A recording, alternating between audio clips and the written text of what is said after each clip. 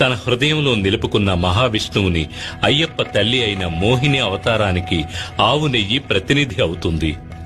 కనుక కొబ్బరికాయ, అందులో నింపబడిన నెయ్యి శివునికి విష్ణువుకి ప్రతిరూపాలు.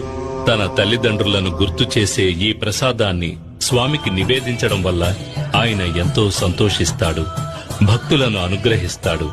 ఇరుముడిలోని వెనుక భాగంలో పసుపు, బియ్యం, పప్పు, బెల్లం వంటి పదార్థాలు ఉంటాయి.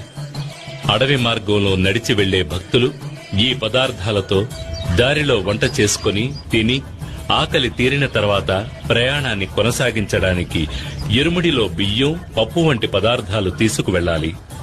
అయ్యప్ప దర్శనార్థం వెళ్లే భక్తులు తల మీద మోసుకు వెళ్లే పదార్థాలు ప్రయాణంలో కొద్ది కొద్దిగా తరుగుతున్నట్టు వారి అహంకారం కూడా తరిగిపోవాలి.